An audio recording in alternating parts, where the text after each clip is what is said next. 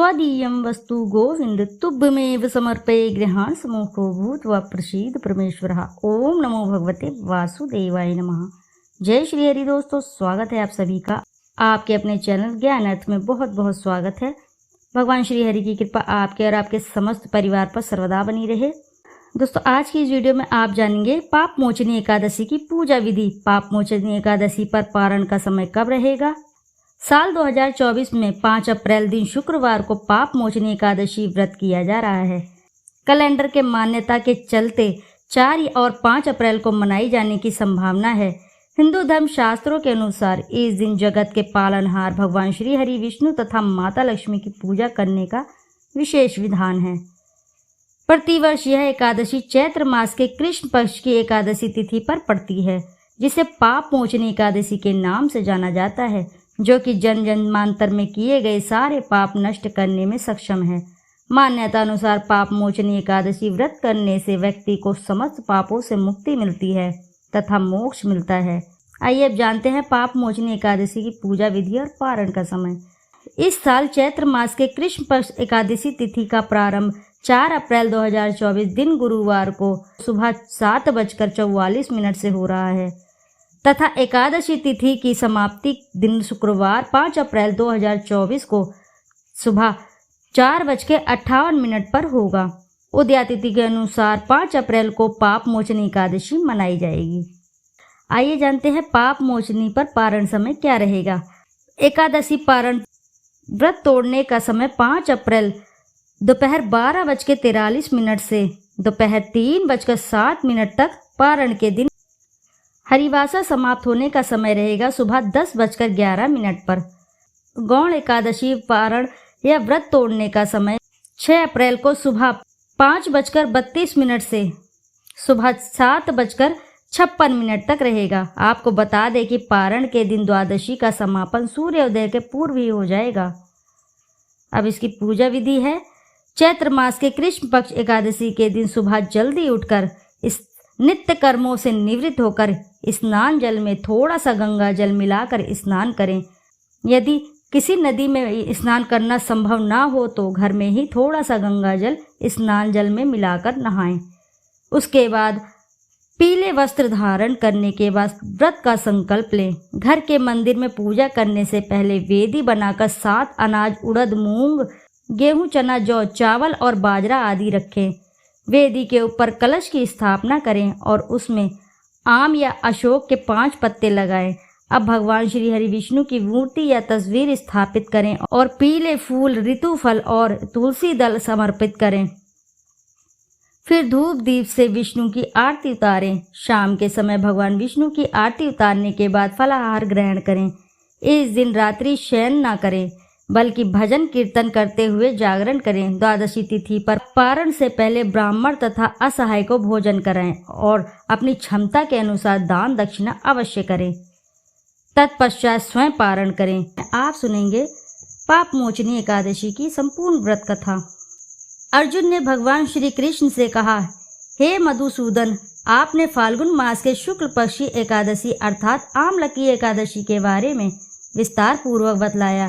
चैत्र माह के कृष्ण पक्ष में आने वाली एकादशी का क्या नाम है तथा उसकी विधि क्या है।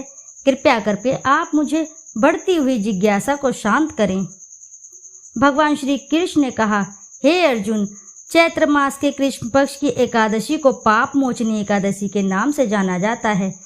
एक बार की बात है, पृथ्वीपति राजा मानधाता ने लोमश ऋषि से यही प्रश्न किया था जो तुमने मुझसे किया है। अतः जो कुछ भी ऋषि लोमस ने राजा मानधाता को बतलाया वही मैं तुमसे कह रहा हूँ। राजा मानधाता ने धर्म के गुप्तम रहस्य के ज्ञाता महर्षि लोमस से पूछा, हे ऋषि श्रेष्ठ, मनुष्य के पापों का मोचन किस प्रकार संभव है। कृपा करके कोई ऐसा सरल उपाय बताएं जिससे सभी को सहज ही पापों से छुटकारा मिल जाए। महर्षि लोमस ने कहा, हे निम्रपति, चैत्र मास के कृष्ण पक्ष की एकादशी का नाम पाप मोचनी एकादशी है। उसके व्रत के प्रभाव से मनुष्य के अनेक पाप नष्ट हो जाते हैं। मैं तुम्हें इस व्रत की कथा सुनाता हूँ, ध्यान पूर्वक श्रवण करो। प्राचीन समय में चैत्ररथ नामक एक वन था। उसमें अप्सराएं किन्नरों के साथ विहार किया करती थी। वहाँ सदैव वसंत का मौसम रहता था, अर्थात उस जगह सदैव नाना प्रकार के पुष्प खिले रहते थे। कभी गंधर्व कन्याएं विहार करती थी, कभी देवेंद्र अन्य देवताओं के साथ क्रीड़ा किया करते थे। उसी वन में मेधावी नाम के एक ऋषि भी तपस्या में लीन रहते थे। वे शिव शक्ति थे। एक दिन मंजू घोषा नामक एक अप्सरा ने उसको मोहित कर उनकी निकटता को लाभ उठाने की चेष्टा की। इसलिए वह कुछ दूरी पर बैठ वीणा बजाकर मधुर स्वर में गाने लगी। उसी समय शिव भक्त महर्षि मेधावी को कामदेव भी जीतने का प्रयास करने लगे।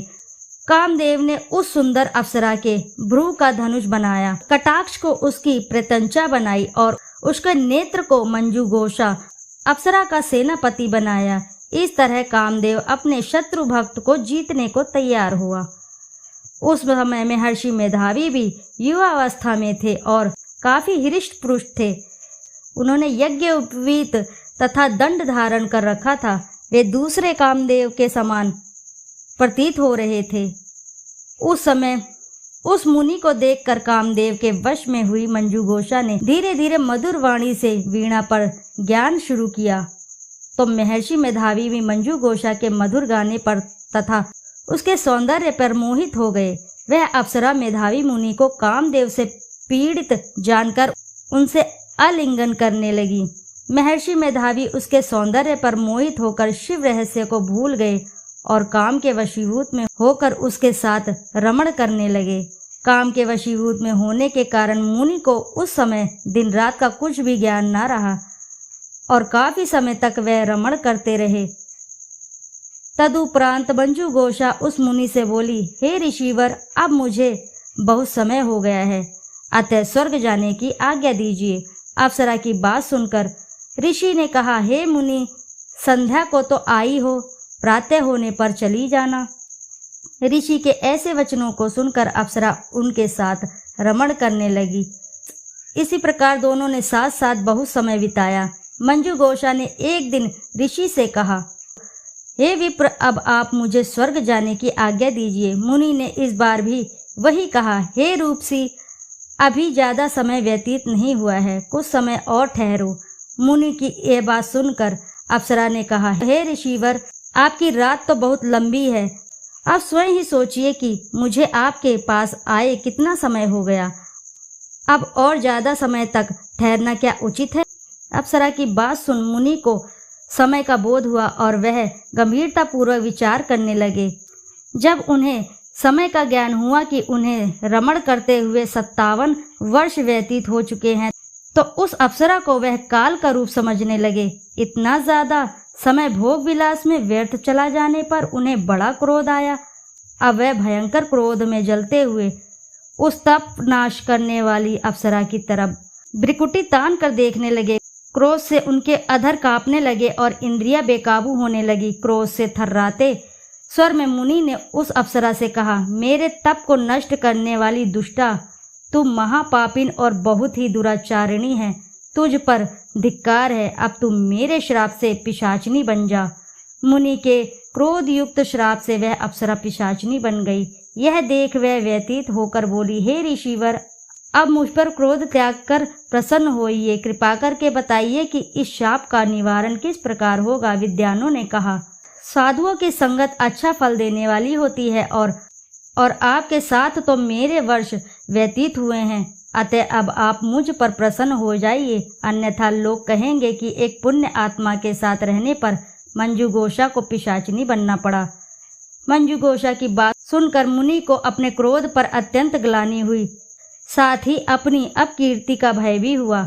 अतः पिशाचिनी बनी मंजू घोषा से मुनि ने कहा, तूने मेरा बड़ा बुरा किया है, किंतु फिर भी मैं तुझे इस श्राप से मुक्त का उपाय बतलाता हूँ। चैत्र मास के कृष्ण पक्ष की जो एकादशी है उसका नाम पाप मोचनी एकादशी है। उस एकादशी का उपवास करने से तेरी पिशाचिनी की देह से मुक्त हो जाएगी। ऐसा कहकर मुनि ने उस व्रत का सब विधान समझा दिया।